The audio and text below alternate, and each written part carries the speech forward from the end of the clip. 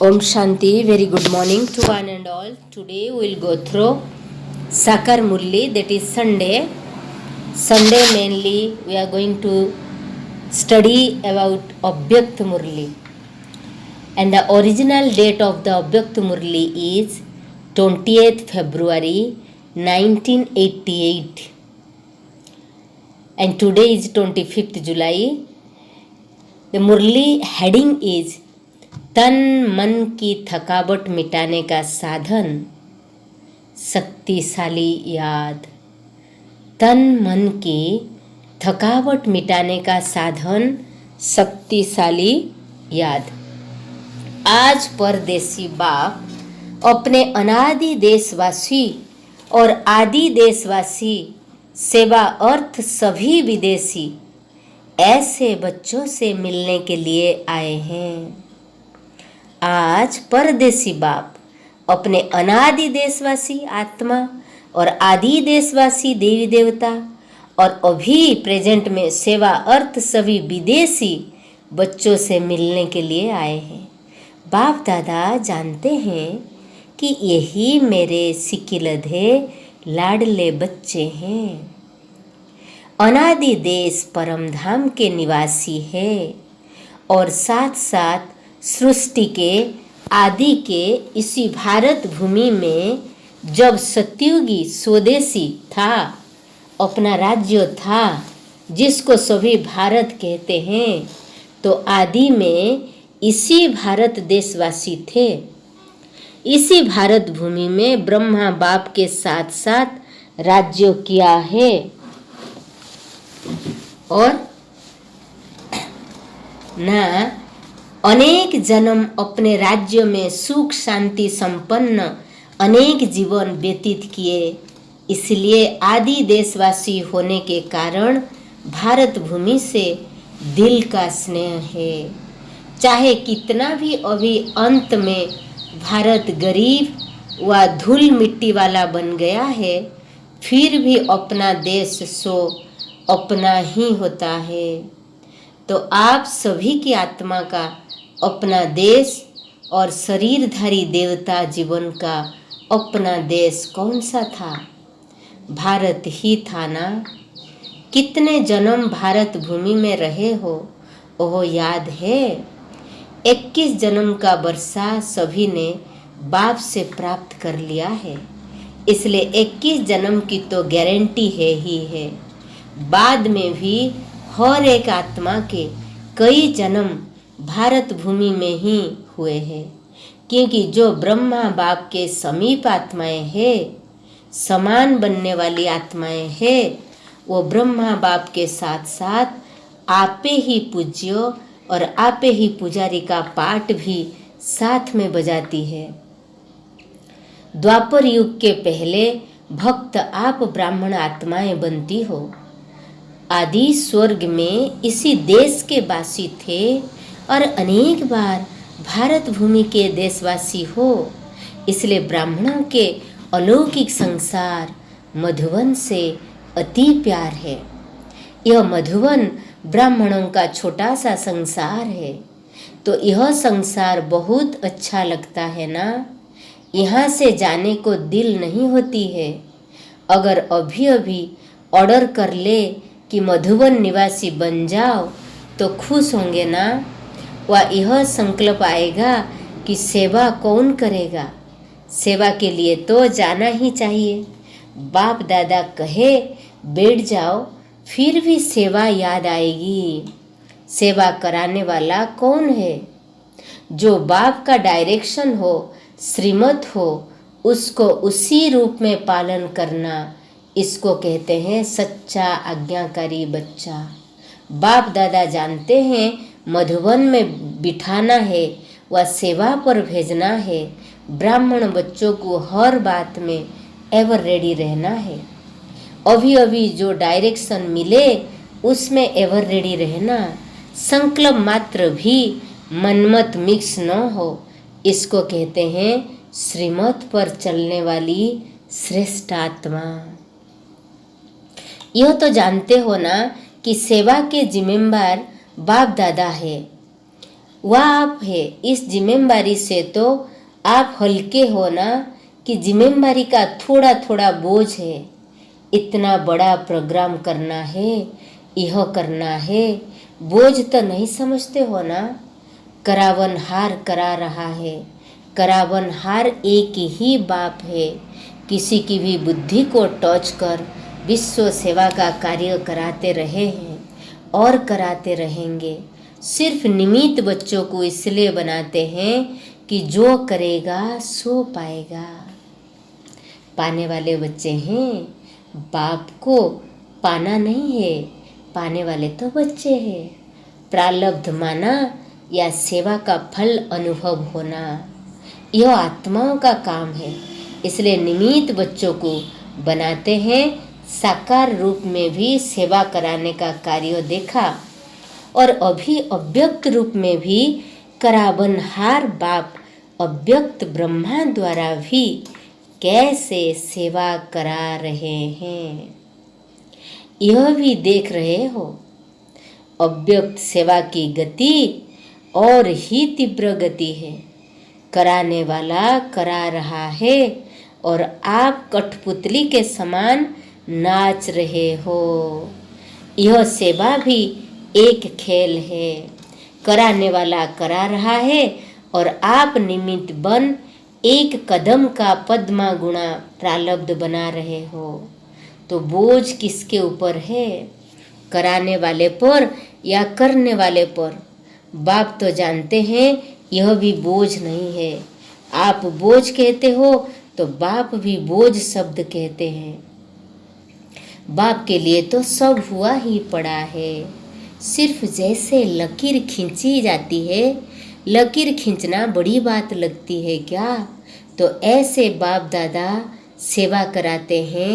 सेवा भी इतनी ही सहज है जैसे एक लकीर खींचना। रिपीट कर रहे हैं, निमित्त खेल कर रहे हैं। जैसे माया का विघ्न खेल है तो सेवा भी मेहनत नहीं लेकिन खेल है। ऐसे समझने से सेवा में सदा ही रिफ्रेशमेंट अनुभव करेंगे। जैसे कोई खेल किस लिए करते हैं? थकने के लिए नहीं, रिफ्रेश होने के लिए खेल करते हैं। चाहे कितना भी बड़ा कार्य हो लेकिन ऐसा ही अनुभव करेंगे जैसे खेल करने से रिफ्रेश हो जाते हैं। चाहे कितना भी थकाने वाला खेल हो लेकिन खेल समझने से थकावट नहीं होती, क्योंकि अपने दिल की रुचि से खेल किया जाता है। चाहे खेल में कितना भी हार्ड वर्क करना पड़े लेकिन वह भी मनोरंजन लगता है, क्योंकि अपनी दिल से करते हो ना। और कोई लौकिक कार्य बोझ मिसल होता है, निर्वाह अर्थ करना ही पड़ेगा। ड्यूटी समझ करते हैं इसलिए मेहनत लगती है। चाहे शारीरिक मेहनत का हो चाहे बुद्धि की मेहनत का काम है, लेकिन ड्यूटी समझ करने से थकावट अनुभव करेंगे, क्योंकि वह दिल की खुशी से नहीं करते। जो अपने मन के उमंग से खुशी से कार्य किया जाता है उसमें थकावट नहीं होती, बोझ अनुभव नहीं होता। कहाँ कहाँ बच्चों के ऊपर सेवा के हिसाब से ज़्यादा कार्य भी आ जाता है, इसलिए भी कभी कभी थकावट फील होती है, माने थकावट की अनुभव होती है। बाप दादा देखते हैं कि कई बच्चे अथक बन सेवा करने में उमंग उत्साह में भी रहते हैं, फिर भी हिम्मत रख आगे बढ़ रहे हैं। यह देख बाप दादा हर्षित भी होते हैं, फिर भी सदा बुद्धि को हल्का जरूर रखो। बाप दादा बच्चों के सब प्लेन्स प्रोग्राम्स वतन में बैठे भी देखते रहते हैं। हर एक बच्चे की याद और सेवा का रिकॉर्ड बाप दादा के पास हर समय का रहता है। जैसे आपकी दुनिया में रिकॉर्ड रखने से कोई साधन है, बाप के पास साइंस के साधन से भी रिफाइन साधन है, सो तो ही कार्य करते रहते हैं। जैसे साइंस के साधन जो भी कार्य करते हैं वो लाइट के आधार से करते हैं। सूक्ष्म वतन तो है ही लाइट का, साकार वतन की लाइट के साधन फिर भी प्रकृति के साधन है, लेकिन अव्यक्त वतन के साधन प्रकृति की नहीं है। और प्रकृति रूप बदलती है, सतो रजो तमो में परिवर्तन होती है। इस समय तो है ही तमोगुणी प्रकृति, इसलिए यह साधन आज चलेंगे, कल नहीं चलेंगे। लेकिन अव्यक्त वतन के साधन प्रकृति से परे है, इसलिए वह परिवर्तन में नहीं आते। जब चाहो जैसे चाहो सूक्ष्म साधन सदा ही अपना कार्य करते रहते हैं। इसलिए सब बच्चों के रिकॉर्ड देखना बाप दादा के लिए बड़ी बात नहीं है। आप लोगों को तो साधनों को संभालना ही मुश्किल हो जाता है ना, तो बाप दादा याद और सेवा का दोनों ही रिकॉर्ड देखते हैं, क्योंकि दोनों का बैलेंस एक्स्ट्रा ब्लेसिंग दिलाता है। जैसे सेवा के लिए समय निकालते हो तो उसमें कभी नियम से भी ज़्यादा लगा देते हो। सेवा में समय लगाना बहुत अच्छी बात है और सेवा का बल भी मिलता है। सेवा में बिजी होने के कारण छोटी छोटी बातों से बच भी जाते हो। बाप दादा बच्चों की सेवा पर बहुत खुश है, हिम्मत पर बलिहार जाते हैं। लेकिन जो सेवा याद में उन्नति में थोड़ा भी रुकावट करने के निमित्त होती है, तो ऐसी सेवा के समय को कम करना चाहिए। जैसे रात्रि को जागते हो, 12 व 1 बजा देते हो, तो अमृत बेला फ्रेश नहीं होगा ना। बैठते भी हो तो नियम प्रमाण बैठते हो, और अमृत बेला शक्तिशाली नहीं तो सारे दिन की याद और सेवा में अंतर पड़ जाता है। मानो सेवा के प्लान बनाने में व सेवा को प्रैक्टिकल लाने में समय भी लगता है, तो रात के समय को कट करके 12 के बदले 11 बजे सो जाओ। वही 1 घंटा जो कम किया और शरीर को रेस्ट दी, तो अमृत वेला अच्छा रहेगा, बुद्धि भी फ्रेश रहेगी। नहीं तो दिल खाती है कि सेवा तो कर रहे हैं, लेकिन याद का चार्ट जितना होना चाहिए उतना नहीं है। जो संकल्प दिल में व मन में बार बार आता है कि यह ऐसा होना चाहिए, लेकिन हो नहीं रहा है, तो उस संकल्प के कारण बुद्धि भी फ्रेश नहीं होती। और बुद्धि अगर फ्रेश है तो फ्रेश बुद्धि से 2-3 घंटे का काम 1 घंटे में पूरा कर सकते हो। थकी हुई बुद्धि में टाइम ज़्यादा लग जाता है, यह अनुभव है ना। और जितनी फ्रेश बुद्धि रहती, शरीर के हिसाब से भी फ्रेश और आत्मिक उन्नति के रूप में भी फ्रेश, डबल फ्रेशनेस ताजगी रहती, तो 1 घंटे का कार्य आधा घंटे में कर लेंगे। इसलिए सदैव अपनी दिनचर्या में फ्रेश बुद्धि रहने का अटेंशन रखो। ज़्यादा सोने को भी आदत न हो, लेकिन जो आवश्यक समय शरीर के हिसाब से चाहिए उसका अटेंशन रखो। कभी कभी कोई सेवा का चांस होता है, मास 2 मास में 2-4 बार देरी हो गई, वह दूसरी बात है। लेकिन अगर नियमित रूप से शरीर थका हुआ होगा तो याद में फर्क पड़ेगा। जैसे सेवा का प्रोग्राम बनाते हो, 4 घंटे का समय निकलना है तो निकाल लेते हो, ऐसे याद का भी समय निश्चित निकालना ही है।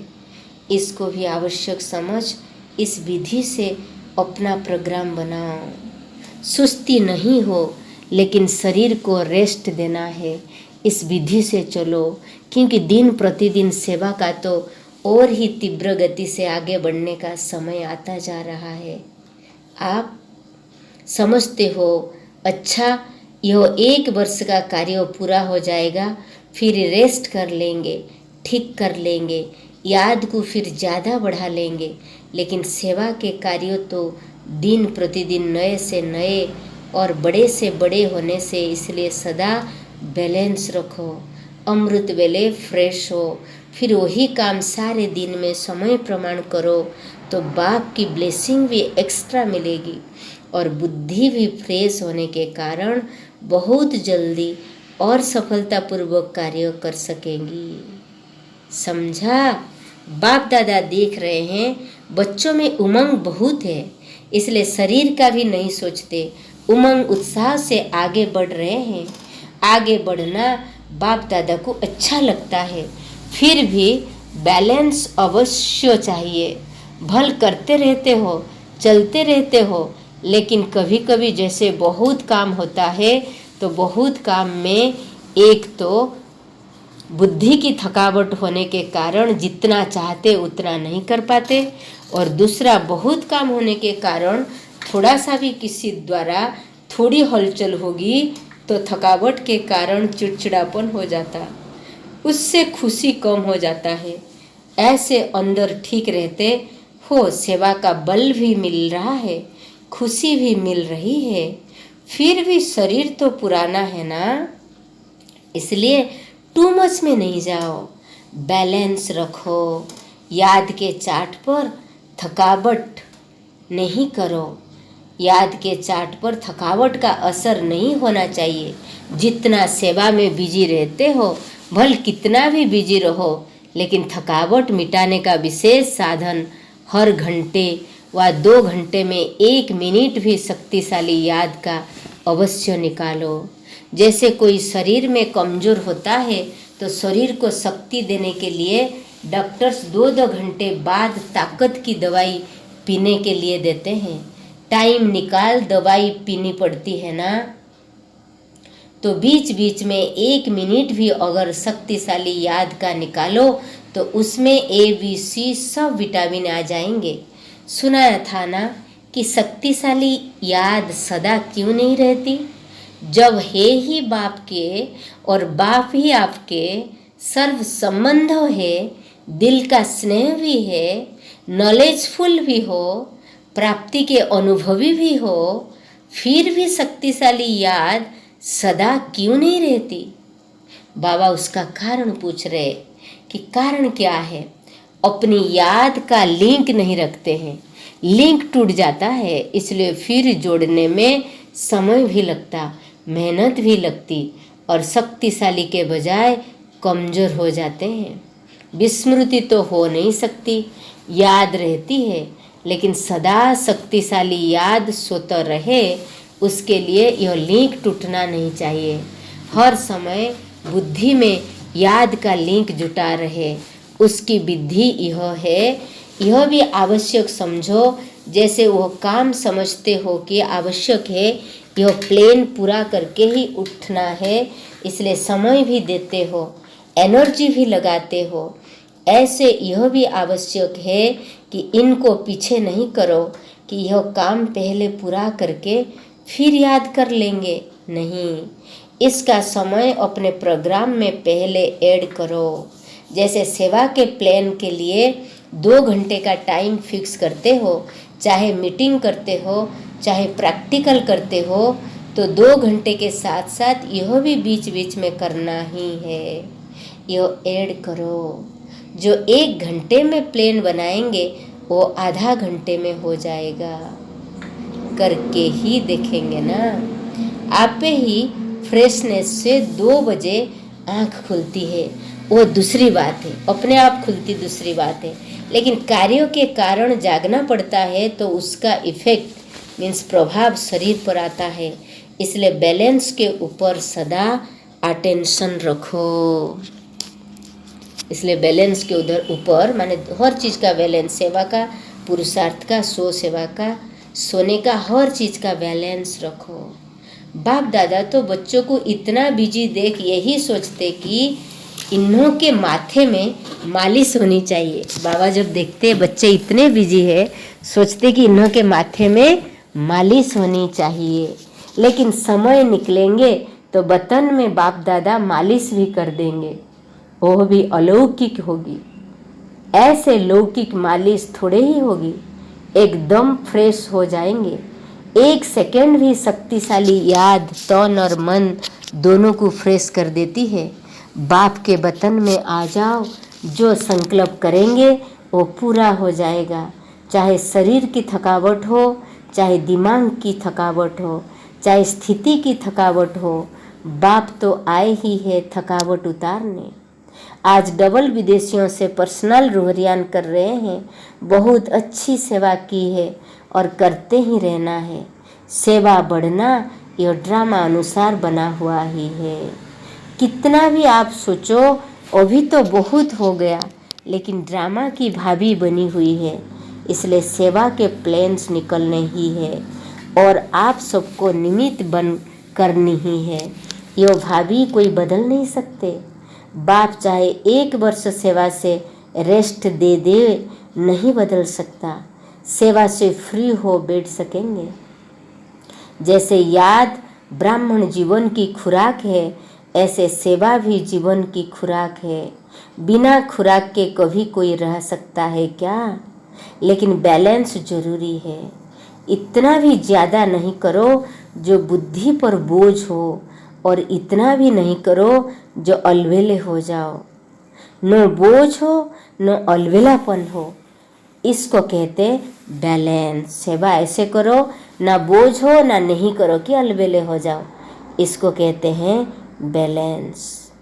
अच्छा, सदा याद और सेवा के बैलेंस द्वारा बाप की ब्लेसिंग के अधिकारी, सदा बाप के समान डबल लाइट रहने वाले, सदा निरंतर शक्तिशाली याद का लिंक जोड़ने वाले, सदा शरीर और आत्मा को रिफ्रेश रखने वाले, हर कर्म विधि पूर्वक करने वाले, सदा श्रेष्ठ सिद्धि प्राप्त करने वाले, ऐसे श्रेष्ठ समीप बच्चों को बाप दादा का याद प्यार, गुड मॉर्निंग और नमस्ते नमस्ते नमस्ते।